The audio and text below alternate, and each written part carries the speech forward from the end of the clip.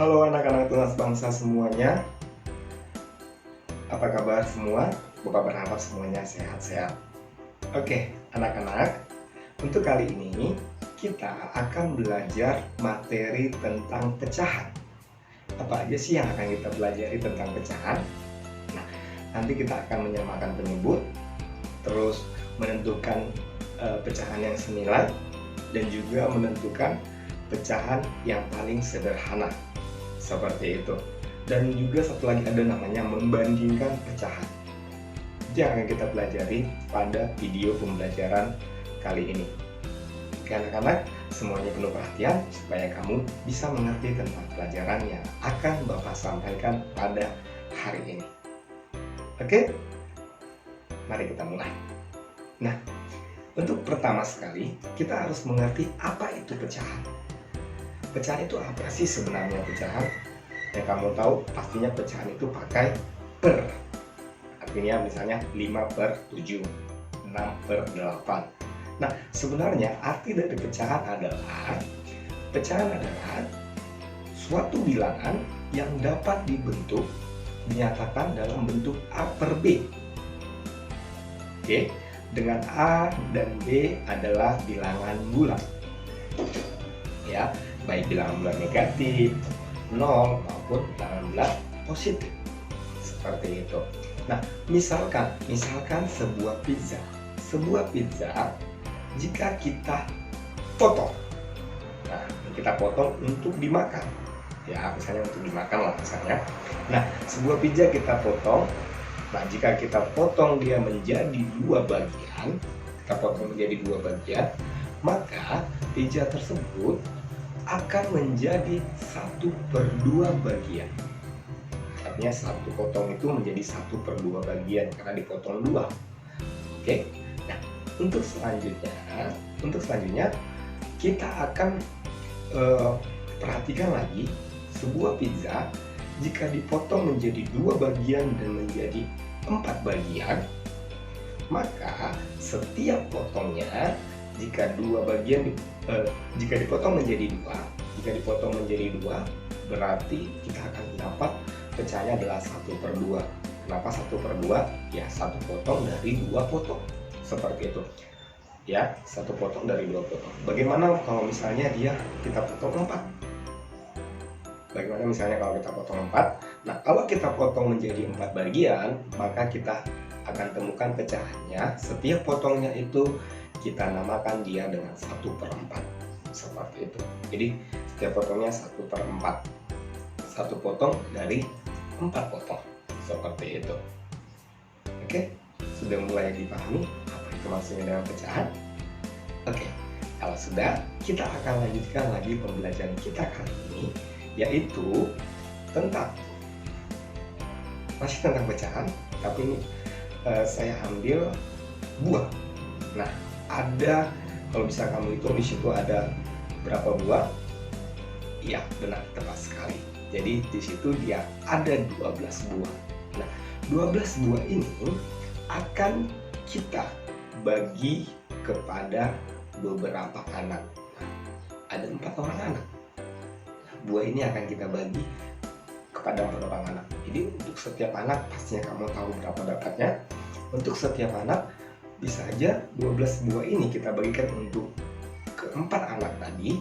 Kita akan temukan atau anak-anak tersebut akan dapatkan yaitu adalah 3 buah. Nah, dia akan dapat 3 buah. Masing-masing anak akan mendapat 3 buah. Nah, jadi untuk anak-anak yang mendapat 3 buah tersebut, kita bisa buat pecahannya.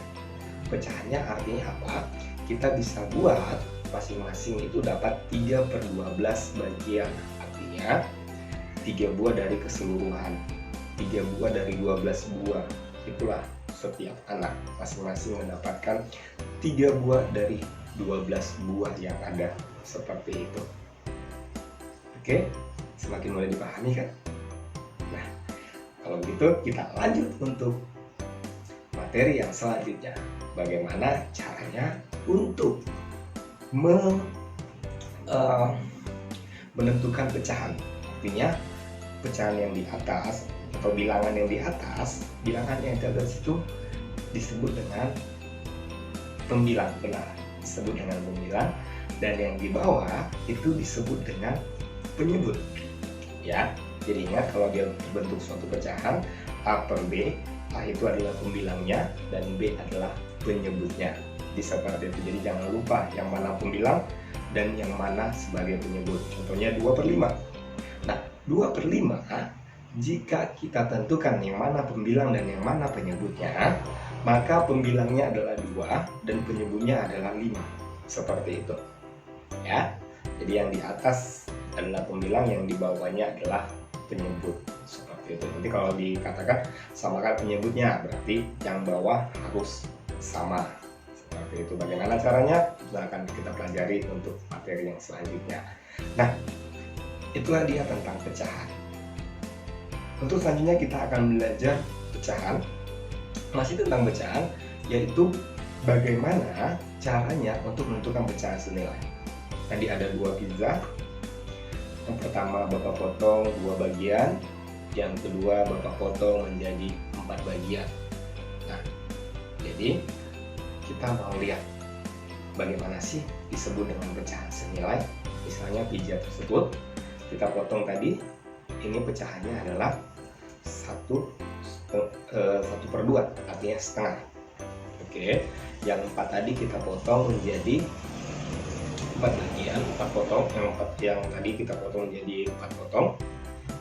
Oke, itu kita ambil 2 bagiannya, maka itu disebut dengan 2/4. Apakah ini sama? Ya, benar, ini sama. Kalau kamu perhatikan, pizza yang di kanan dan yang di kiri itu sebenarnya adalah sama. Benar kan? Ya, benar, itu sama. Makanya 1/2 itu senilai dengan 2/4. Itu maksudnya dia senilai. Bagaimana cara menentukannya? Nah, untuk menentukan pecahan senilai itu sebenarnya mudah. Mudah dengan cara apa sih, Pak? Caranya gampang. Nah, tadi 1/2 sama dengan 2/4. 2/4 itu berarti sama dengan 1/2, artinya senilai. Nah, jadi caranya itu dengan kita mengalihkan 1/2 itu dikali dengan 2. Artinya pembilang dikali 2, penyebutnya juga dikali 2. Oke, artinya 1 dikali 2 hasilnya 2, 2 dikali 2 hasilnya 4. Makanya 1/2 adalah sama dengan 2/4. Seperti itu. Nah, bagaimana itu caranya mengalihkan? Mencari pecahan senilai dengan cara membagikan. Ya, kita ambil aja sampelnya tadi 2/4. Ya, kita bagikan 2. Pembilangnya, penyebutnya juga kita bagi 2. Nggak boleh pembilangnya kamu bagi 2, penyebutnya kamu bagi 3. Nggak boleh, harus sama. Pembilang dan penyebut harus sama-sama dibagi dengan bilangan berapa. Seperti itu. Contohnya 2/4 tadi kita bagi dengan 2. Pembilangnya yaitu 2 bagi 2, 1. Dan 4 kita bagi dengan 2. Hasilnya adalah 2. Jadi seperti itu anak-anak untuk menentukan pecahan senilai. Artinya apa? Artinya untuk menentukan pecahan senilai, pembilang dan penyebutnya dibagi dengan bilangan yang sama atau dikali dengan bilangan yang sama. Ingat kata yang sama ya. Kalau dia dibagi 2, ya kamu bagi 2 juga pembilang dan penyebutnya. Kalau dia dikali 3, ya berarti kamu kali 3 pembilang dan penyebutnya. Tidak boleh berbeda-beda antara pembilang dan penyebut. Seperti itu. Begitulah caranya menentukan pecahan senilai. Ya, sangat mudah. Sangat mudah. Yang penting kamu tahu konsepnya bagaimana. Nah, untuk selanjutnya, ini ada pecahan senilai. Ada lagi namanya pecahan yang paling sederhana. Contohnya, ya, 15/40. 15/40 ini sebenarnya kita bisa buat senilainya. Ya, kita bisa buat senilainya 15/40 ini. Kalau kita buat senilai tadi, Bapak beritahukan bahwasanya bisa kita kalikan atau kita bagikan untuk mencari senilainya. Nah, seandainya kalau kita bagikan 15 bagi 5 per 40 bagi 5, artinya sama-sama dibagi 5, maka kita temukan hasilnya 15 bagi 5 itu adalah 3/8. 40 bagi 5 adalah 8. Nah, inilah dia pecahan senilainya. Nah, ini dikatakan juga senilai jika kita kalikan. Ya, jika kita kalikan 15 per 40, 15 per 40 kita kalikan yang sama juga. Artinya misalnya kalau kita kalikan dengan 2, 15 kali 2 itu yaitu adalah 30, dan 40 kali 2 adalah 80. Jadi 15 per 40 itu sama dengan 30 per 80. Jadi itu senilai, yang 15 per 40 dengan 3 per 8 dengan 30 per 80 itu senilai. Itu maksudnya. Nah, sebenarnya pecahan sederhananya dari sini sudah diketahui, ya. Pecahan sederhananya sudah diketahui, yaitu 3 per 8, pecahan yang paling sederhana. Nah, supaya lebih mantap lagi, kita akan belajar selanjutnya, yaitu untuk pecahan yang paling sederhana. Jadi untuk menentukan pecahan yang paling sederhana tersebut, yang pertama sekali kita lihat pecahannya. Kita lihat pecahannya terlebih dahulu. Jadi untuk menyederhanakannya itu gampang, kita bagikan dengan bilangan yang sama hingga pecahan tersebut, yaitu pembilang dan penyebutnya, tidak dapat dibagi lagi dengan bilangan-bilangan yang lainnya. Seperti itu, bilangan-bilangan yang lainnya. Jadi tidak dapat dibagi lagi dengan bilangan-bilangan yang lainnya. Misalnya bagaimana? Ya, misalnya Bapak akan ambil suatu bilangan yaitu 20 per 35. 20 per 35 itu bisa sama-sama dibagi 5. Oke, bisa sama-sama dibagi 5, yaitu 20 bagi 5 hasilnya 4, 35 bagi 5 hasilnya 7. Jadi seperti itu. Begitulah caranya menentukan pecahan yang paling sederhana. Nah, kita ambil contoh yang lain. Contohnya 16 per 32. 16 bisa nggak dibagi 2? Bisa sebenarnya, 16 bagi 2. 16 bagi 2 itu 8. 32 dibagi 2 itu sebenarnya adalah 16. Tapi nanti akan dapat hasilnya 8 per 16. 8 per 16 ini belum sederhana. Jadi kita harus ambil yang paling sederhana. Artinya pembilang dan penyebutnya tidak dapat dibagi lagi dengan bilangan yang lain. Nah, makanya sini Bapak ambil contoh, Bapak langsung bagikan dia dengan 16. 16 bagi 16 hasilnya 1, 32 bagi 16 hasilnya 2. Begitulah caranya untuk menyederhanakan pecahan. Nah, untuk selanjutnya kita akan belajar bagaimana caranya untuk membandingkan pecahan.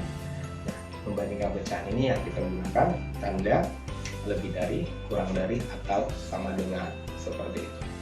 Bagaimana caranya?